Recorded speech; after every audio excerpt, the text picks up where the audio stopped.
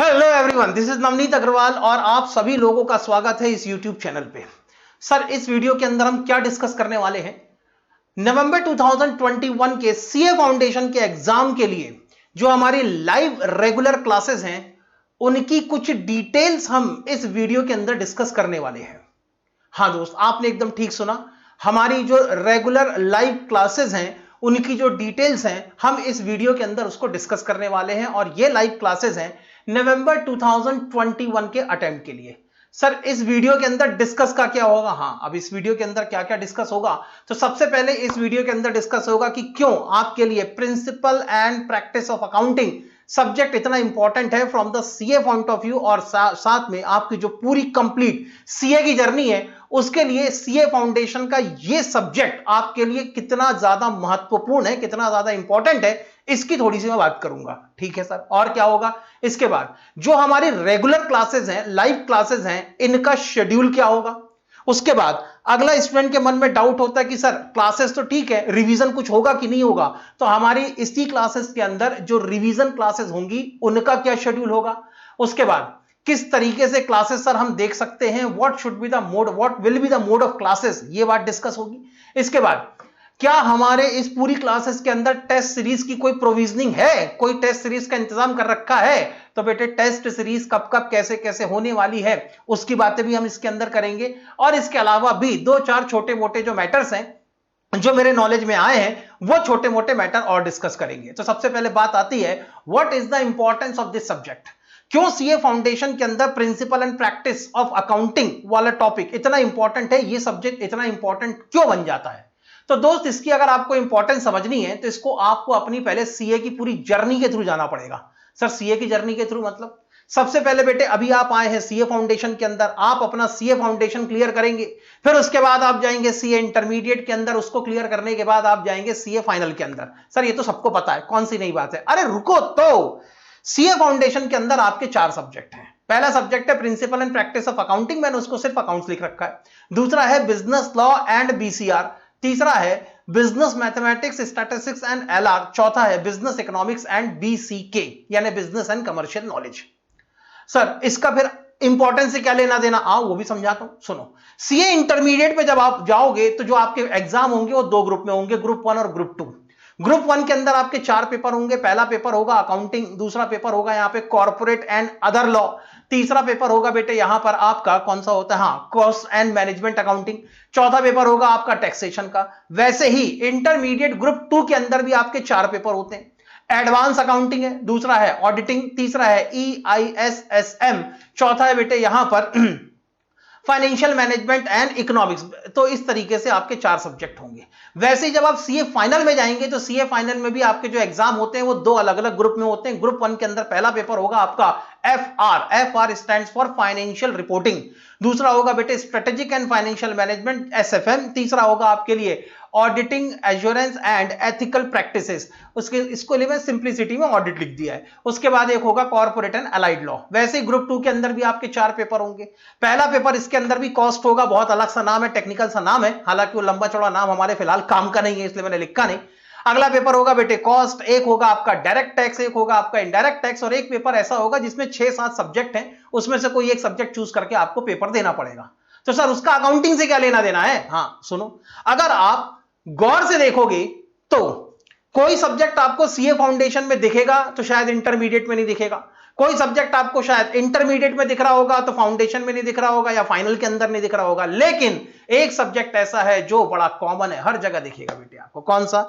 वो सब्जेक्ट है बेटे आपका अकाउंट्स। सीए फाउंडेशन के अंदर भी अकाउंट है, फिर यही अकाउंटिंग कैरी फॉरवर्ड होकर ग्रुप 1 में भी जाएगा, यही अकाउंटिंग कैरी फॉरवर्ड होकर ग्रुप 2 में एडवांस अकाउंटिंग के नाम से आएगा, और यही अकाउंटिंग का सब्जेक्ट आपका फाइनल के अंदर भी फाइनेंशियल रिपोर्टिंग के नाम से आएगा। यानी अकाउंटिंग आपका पीछा नहीं छोड़ने वाली। और यह अकाउंटिंग इतना इंपॉर्टेंट इसीलिए बन जाता है क्योंकि सीए फाउंडेशन के अंदर आप जितने भी चैप्टर्स पढ़ते हैं वो सारे के सारे चैप्टर्स आपके आगे की सीए की जर्नी के लिए एक फाउंडेशन बनाते हैं, एक बेस बनाते हैं। अगर सीए फाउंडेशन की अकाउंटिंग का बेसिक नॉलेज, बेसिक कंसेप्ट अगर आपके क्लियर नहीं है तो डेफिनेटली या तो इंटरमीडिएट में आपको दिक्कतें आने वाली हैं और या तो फाइनल के अंदर आपको दिक्कतें आने वाली हैं। तो इसीलिए बेटे ये चैप्टर, खासकर ये सब्जेक्ट आप माने या ना माने, वेदर यू बिलीव इट और नॉट, आपके लिए सबसे इंपॉर्टेंट है। दूसरा कारण सुनो। हां सर बताओ। आपके सीए फाउंडेशन के अंदर 4 सब्जेक्ट है बेटे, एक है अकाउंट, दूसरा है लॉ, तीसरा है इकोनॉमिक्स, चौथा है मैथ्स। आपके जो कोर्स है, कोर्स का नाम क्या है सर? Chartered accountant. बेटे नाम में ही अकाउंट लिखा हुआ है, यानी सोचो तुम्हारे लिए सबसे इंपॉर्टेंट सब्जेक्ट कौन सा होगा। ठीक है सर लेकिन हमको तो पता है ना सबसे इंपॉर्टेंट टॉपिक है, सबसे इंपॉर्टेंट सब्जेक्ट है, बताने की जरूरत क्या है? बताने की जरूरत है बेटे। मैं अपने पिछले 16 साल के एक्सपीरियंस से एक चीज हमेशा देखता आ रहा हूं कि जितने चैप्टर सीए फाउंडेशन के अकाउंटिंग के अंदर हैं, सीए फाउंडेशन के सिलेबस में जितने चैप्टर्स हैं, लगभग वो सारे चैप्टर, 5-6 चैप्टर को मैं छोड़ दूं तो लगभग सारे चैप्टर या तो 11th क्लास में आते हैं या तो 12th क्लास में आते हैं। और जब सीए फाउंडेशन के अंदर आप उन्हीं चैप्टर्स का नाम देखते हैं तो आपको लगता है ये तो हमने 11th के अंदर पढ़ रखा है, ये तो हमने 12th में पढ़ रखा है, ये तो 11th क्लास के अंदर था, ये तो 12th क्लास के अंदर था। फिर आप माइंडसेट बना लेते हैं कि जो 11th और 12th का सिलेबस है वही हमारे सीए फाउंडेशन का सिलेबस है। कुछ गलत भी नहीं है, बिल्कुल ठीक बात कह रहे हैं आप, लेकिन दोनों के बीच में अगर एक बहुत बड़ा अंतर है तो वो ये है कि जब आप 11th और 12th का एग्जाम देते थे उस समय जो एग्जाम के अंदर क्वेश्चन आया करते थे उनका लेवल होता था ये।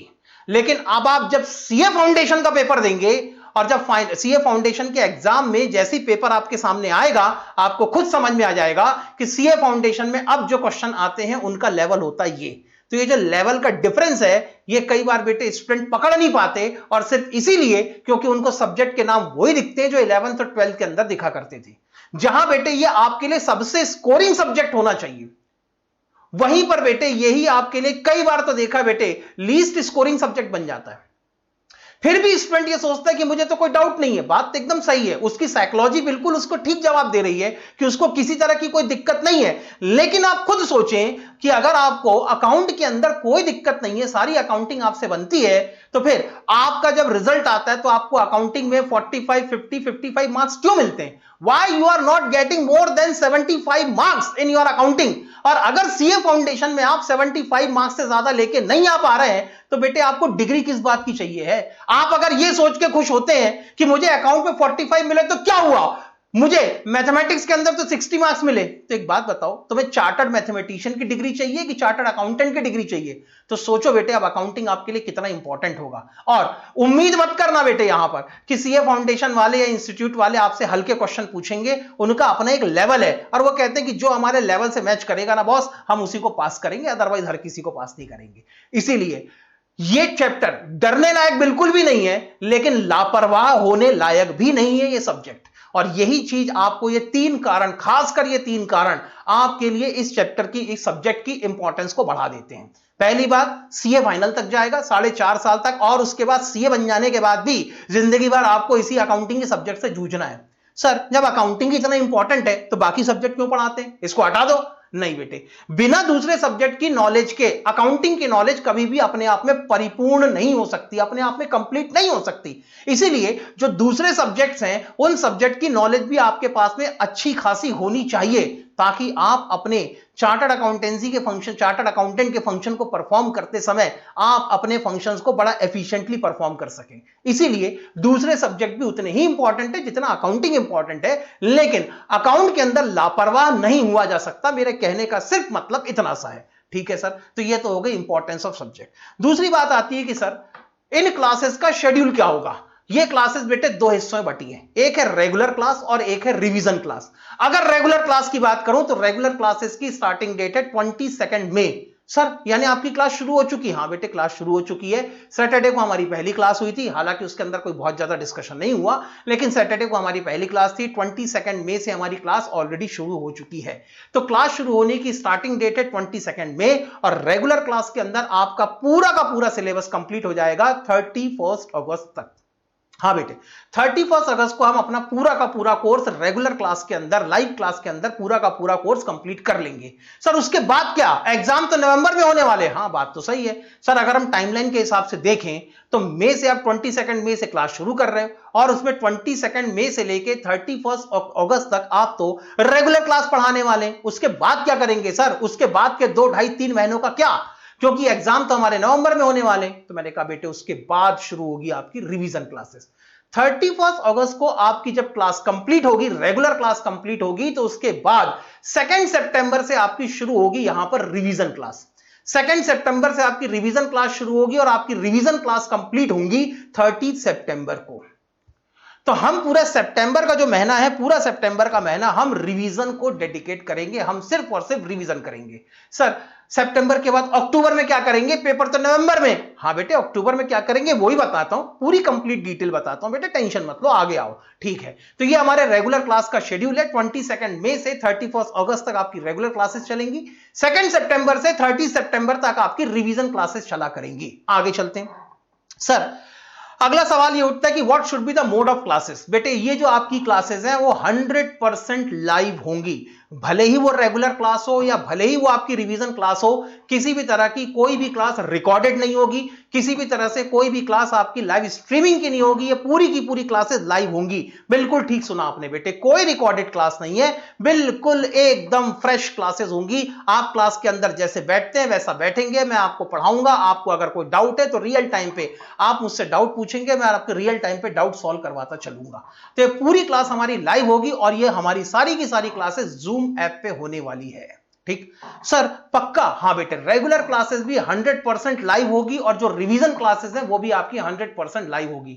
सर अगर कभी हमारी कोई क्लास छूट जाए तो, किसी कारणवश अगर हम क्लास अटेंड ना कर पाए तो? बेटे ये तो ऐसा जो समस्या है वो तो खैर सबके साथ में बड़ी नेचुरल है, किसी के साथ भी हो सकता है। और बहुत सारे स्टूडेंट तो ऐसे भी हैं जो रेगुलर क्लास की टाइमिंग में कुछ समस्याओं के कारण वो रेगुलर क्लास अटेंड नहीं कर पाते। तो उन सभी लोगों के लिए एक अरेंजमेंट है बैकअप का। आपको बेटे जितनी भी क्लासेस होंगी, फिर वो रेगुलर क्लासेस हो या रिवीजन क्लासेस हो, इनका कंप्लीट बैकअप गूगल ड्राइव के थ्रू प्रोवाइड किया जाएगा। डेली की जितनी क्लासेस होंगी वो सारी की सारी क्लासेस गूगल ड्राइव में बैकअप के नाम पे डाल दी जाएंगी। जब भी आपको टाइम मिले आप वो अपना बैकअप वहां से देख सकते हैं और जो आपकी क्लास छूटी है उसको आप अपना कवर अप कर सकते हैं, ताकि आपके सिलेबस में कहीं भी किसी भी तरीके का लॉस ना हो। इसलिए आपको कंप्लीट बैकअप प्रोवाइड होगा। सारी की सारी क्लासेस 100% लाइव होगी, भले ही वो आपकी रेगुलर क्लास हो या भले ही आपकी रिवीजन क्लास हो। तो ये पूरी क्लासेस लाइव होने वाली है, वो भी जूम ऐप पे। ठीक है सर, ओके।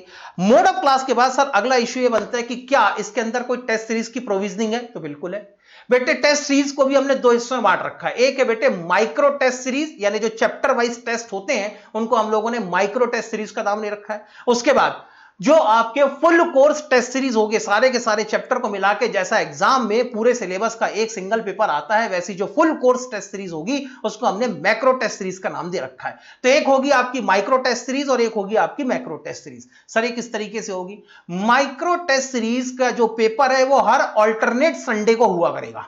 हर ऑल्टरनेट संडे मतलब एक संडे को पेपर नहीं होगा, नेक्स्ट संडे को, उस संडे तक आप जितना पढ़ चुके हैं सबका मिला के उस संडे को पेपर होगा। वैसे ही नेक्स्ट संडे पेपर नहीं होगा, उसके बाद अगला जो संडे आएगा उस संडे को वहां तक आप जितना पढ़ चुके हैं उसका पूरा आपका पेपर में आएगा। माइक्रो टेस्ट सीरीज का हर पेपर लगभग 50 मार्क्स का होगा।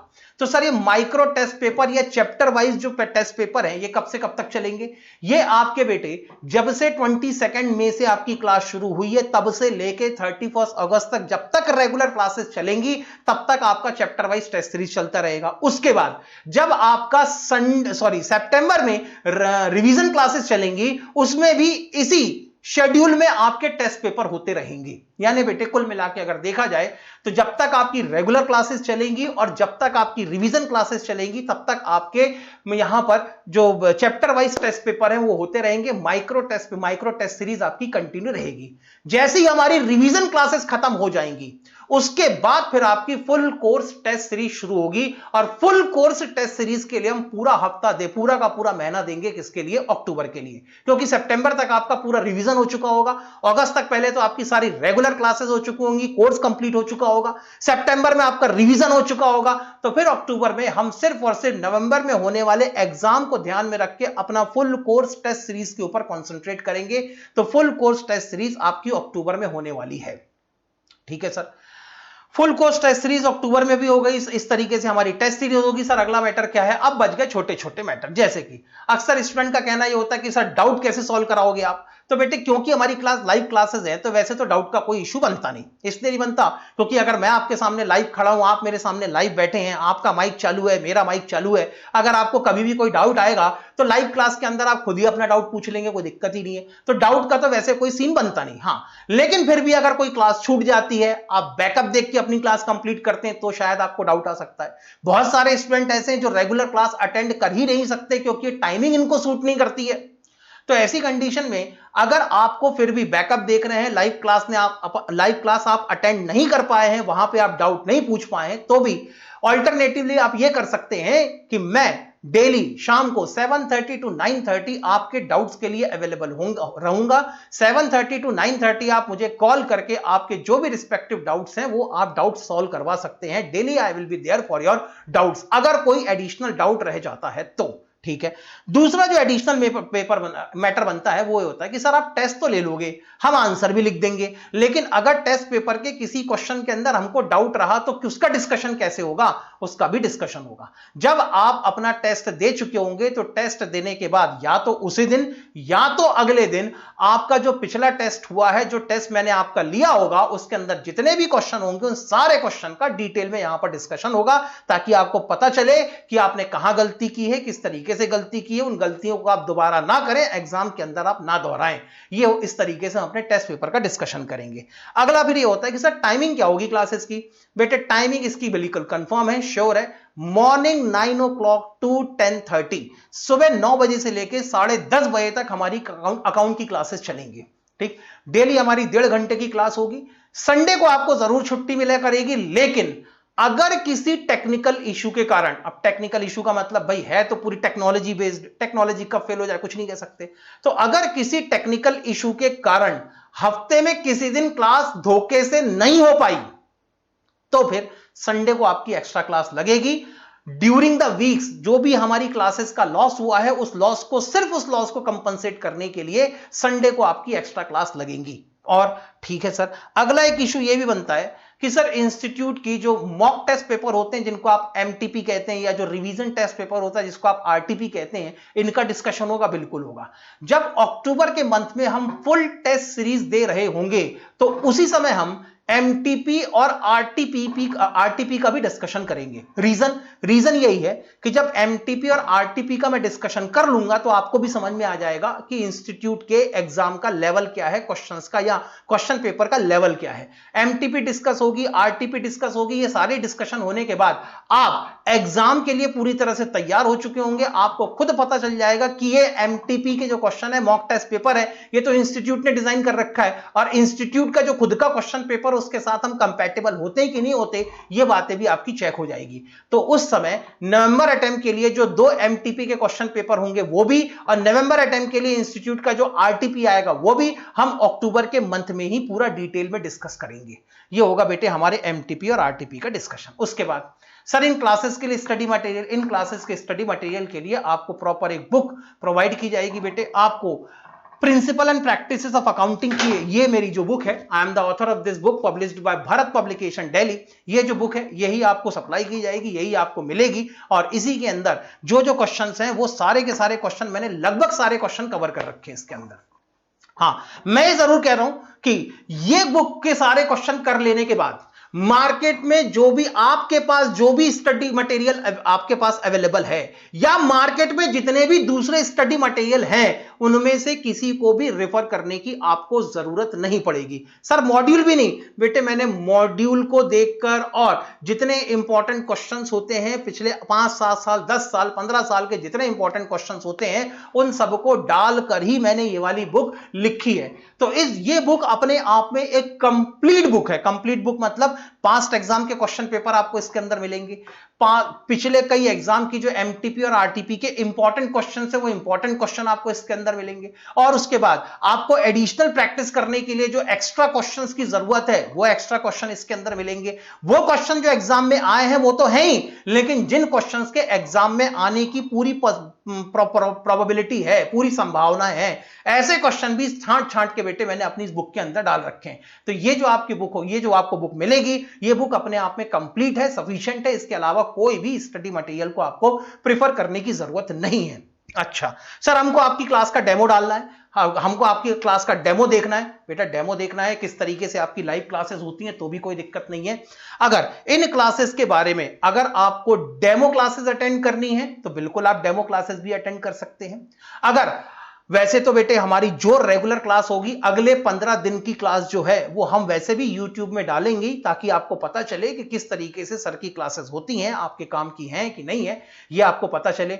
और अगर आप खुद क्लास में ज्वाइन करके डेमो लेना चाहते हैं तो इन फोन नंबर्स पे कॉल करके आप अपना नाम लिखवा दें और आप अपना फोन नंबर लिखवा दें, लेकिन वो अपना कॉन्टैक्ट नंबर दें जो आपका व्हाट्सएप पे रजिस्टर्ड हो, ताकि डेली क्लासेस की जो लिंक है वो आपको भेजी जा सके। कल को अगर कोई लिंक चेंज होती है या कोई एडिशनल नोटिफिकेशन होता है तो आपको भेजा जा सके। आप बिल्कुल 15 डेज की डेमो क्लासेस अटेंड कर सकते हैं, कहीं कोई पाबंदी नहीं है। हाँ, 15 डेज के बाद डेमो क्लासेस बंद हो जाएंगी, फिर डेमो क्लासेस नहीं दी जाएंगी। और इसके अलावा इन क्लासेस के बारे में कोई भी एडिशनल इंफॉर्मेशन आपको चाहिए है तो ये फोन नंबर है, इन फोन नंबर्स पे कॉल करके कांटेक्ट करके आप जो भी एडिशनल इंफॉर्मेशन चाहें वो ले सकते हैं। तो ये है हमारी नवंबर 2021 के लिए जो रेगुलर क्लासेस होने वाली है उस रेगुलर क्लास का डिटेल। 22 मई को जो हमारी क्लास हो चुकी है सैटरडे को, उसका वीडियो बेटे मैं जरूर अपलोड कर रहा हूं। इसके बाद में आपको अगर देखना हो कि सैटरडे की क्लास में क्या डिस्कस हुआ है, कैसे डिस्कस हुआ है, क्या कैसा पढ़ाया है, अगर ये आपको देखना हो तो इस वीडियो को जरूर देखें। जो फर्स्ट डे की क्लास है उसका लिंक मैं डिस्क्रिप्शन बॉक्स में जरूर डाल दूंगा। तो बेटे इतनी बातें हमने डिस्कस करनी थी।